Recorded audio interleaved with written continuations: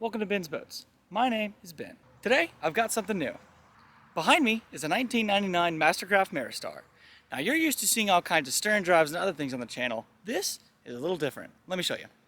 I picked this boat up on a really good deal. There's something wrong with the engine. I'll show you in just a minute. But first, let's walk around this thing.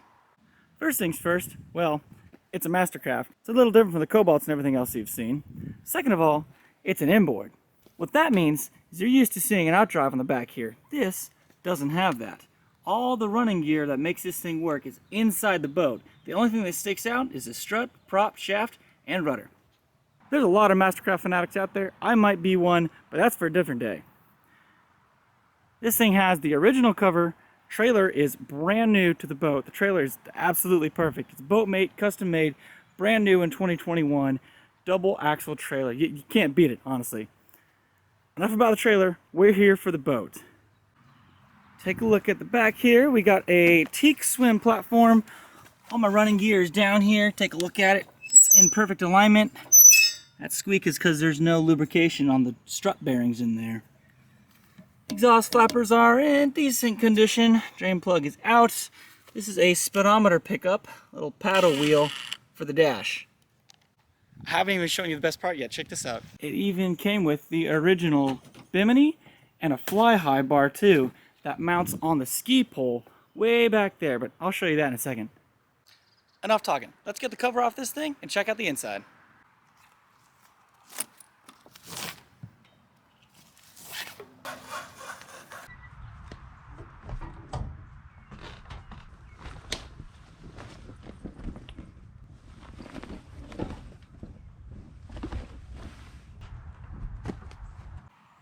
Check out these lines. Here she sits with the cover off.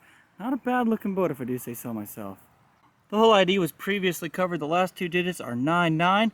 We're working with the 1999 MasterCraft MariStar. Let's pause and talk about MasterCrafts for a second. This is a 1999, so one of the first years MasterCraft did fuel injection. By fuel injection, I mean throttle body injection. So it's not really multi-port. It's kind of this weird phase between carburetors and multi-port before computers on boats really got good. All that said, this thing has a 350 Chevy 5.7 liter V8. It's wearing Vortec heads. I'll show you in a second, but there's something wrong with it. More about the MasterCraft name though, I keep getting sidetracked by the engine. This is a full composite boat, meaning it's all plastic board and fiberglass. There is no wood on board this thing. For me, that's great because that thing was full of rotten wood. If you haven't watched the series, go watch it. No wood, no rot was the motto for years with MasterCraft Nautique, many competitors of the time. These things have a great long life because there's no rot that can happen. Now back in '99, wakeboarding was just becoming a big thing, wake surfing didn't exist, and water skiing was still pretty big. That's why the MariStar was made. It's basically a bigger version of the ProStar with the engine in the back. This is a 210 VRS. It's a V-drive with a transmission, everything's in the back. One could say all the junk's in the trunk. Jokes aside, now with the cover off, we can take a look at this gel coat. This thing is in pretty much perfect condition for '99. I mean, the green, the cream, the rub rail, the windshield, it's all here. It's all in good condition. There's a little bit of damage up here at the bow. It looks like it, impacted the dock once or twice. It ain't perfect, but that's all good. I know a gel coat guy. A little bit more gel coat damage down here. This one's pretty gnarly, but it'll buff. Once again, I just can't get over this trailer. It's perfect. This is the best trailer I own. No joke. Best trailer I own. All right, I'm rambling. Let's hop inside. We got bilge blower vents on the port and starboard side of things with anchor light posts right here. Check out this upholstery. Man, it is just something else. For a boat from 1999, this is almost perfect. Dealing with a head unit here, key is in it. Looks like we got the original MasterCraft gauges. These were prone to issues. They have a analog to digital back to analog looking gauge kind of conversion box going on under the dash. That's a pain in the butt. They're not really fun, but when they work, they work. When they don't, they're a pain. Looks like we got a little tow mirror here. Shift cable moves. If I remember correctly, this is a throttle by cable, so there's an actual throttle cable that goes to the top of the engine. We'll check that out soon. Little baby fire extinguisher. She's all here, man. She's, ooh, look, even a ski pylon. Nice. Really the only blemish I can find is way up in the front here where the carpet peeled up a little. That's, you know, I guess not a terrible thing. The rest of the boat is almost in perfect condition, so we can write that off. Alright, okay, the windshield closes nice. Get the lock, yeah, okay, not bad. These things were well built back in the day. The paddle, I mean, come on, that makes the whole deal worth it, regardless of how much I spent. This is the perfect. What do we have under here? Alright, the observer seat yields a spring. No, hose. Yes, blower vent. Aha. What's under door number 1? Oh, look, we got rope, anchor light. Yes, anchor light and some puddle pulls. Very nice. Complete with speaker. Got a battery and a switch. This covers the transmission. Ooh, a lot of ropes. Very nice. Cool, we'll take it. And lastly, looks to be a cooler to wet your back neck with your favorite beverages. Oh, hot dog. We got a flashlight. Okay, that's might be a problem. Glove box shows us. Oops, cover that up. We got some vinyl conditioner, it looks like, some wash compound, some detailing stuff, and ooh, never leave home without it. Let's see what power's on. We hit this switch here. Nothing so far. Nothing on the dash. Let's hit that key.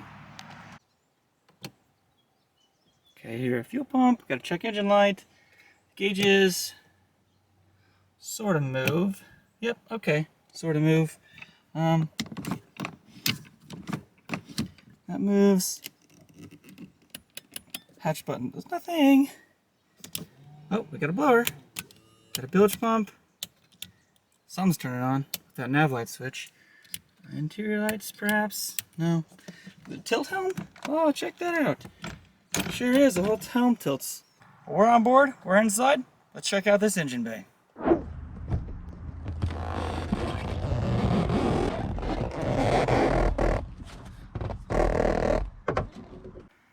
This brings us under the power barn. Yeah, they've got this little cutout here to make space for anywho, yeah, we got a bit of a milkshake situation here. Yum. That's on my finger, I don't know what to do. Wait a second. Yes, I do. Never leave home without it. That is engine oil. Well, I say it's engine oil, it's water and engine oil. We got a nice chocolate milkshake brewing on the top of this thing, and well, that's supposed to be inside there, and what's inside there isn't supposed to look like that, and it's also down there, and down here, and oh, down here. Long story short, we got a mess on our hands. Literally. We're gonna pop this oil stick and see what See that? That's all the same milkshake stuff that was on the intake manifold, and it goes, oh Lord, I'm making a mess. Toilet paper. Goes all the way down the dipstick. That is not supposed to look like that. We got a problem. If you look at it, this thing has some holes in it. The oil is supposed to be between these, right here, and it was all the way up here, which is 3/4 of the way up the dipstick. So we are way over full, way full of water, and well, quite honestly, we've got a problem on our hands. All right, this works, but I'm gonna get real paper towels. All that emulsified water and oil is indicative of a broken engine block. That's exactly why I have that boat. Let me tell you the story. So this boat came up for sale, and the gentleman that I bought it from mentioned that he was getting water in the oil and he didn't know where. Now, the story he told me is that it was running last season when it was winterized, which is never a good sign. Usually when somebody winterizes it, you get all the water out of the engine block because, as you know, if you took science class, water expands when it freezes. Some people think it's okay to keep their boat in a barn. It's not. Watch my video on how to winterize a boat. That's what this gentleman did. It froze, it broke, here I am. Now these 5.7s, it's common for them to break in the intake manifold, or the valley as it's called. The heads bolt to the block, and right there's a valley where you can see all the push rods and all the kinds of stuff in there. We're going to take this off and I'll show you what I'm talking about. I suspect it's cracked down there, but let's inspect the other side of the block real quick. I haven't looked down there. I want to take you guys along. Let's take this panel down here and have a look at this side of the block. Well, there's water and oil coming out of the dipstick steel, so that's a good sign. It's way, way, way full. I don't see any cracks in the block. Usually they crack here, right below the heads. Nope, no cracks on this side, so it would seem. We won't know till we run this thing for sure. Check out the other side, shall we? Alright, here is the other side of the engine. And, oh boy, it is busted pretty good over here too. There's a pretty nasty crack on this side. That is no fun. I think this block is cooked. Another thing I noticed on this side is the transmission cooler is popped. So they clearly didn't winterize this very well, if at all. Usually this is the first thing to go, and, well, clearly it did.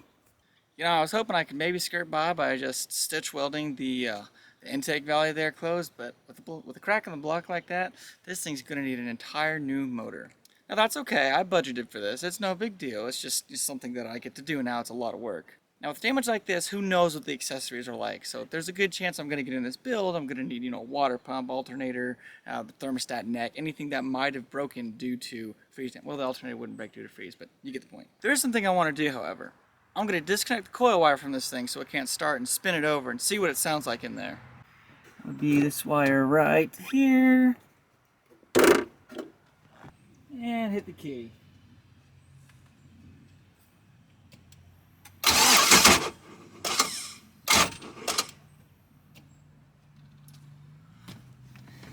That is the sound of a hydrolocked motor. This thing's pretty much cooked.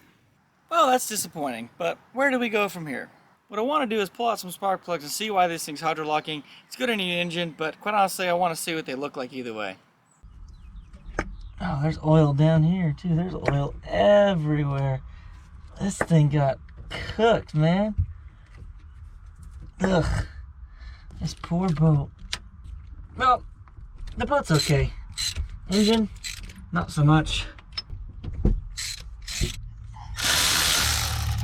Oh, Lord. Yep, okay. This thing's gonna need a motor. We got milkshake on the spark plugs.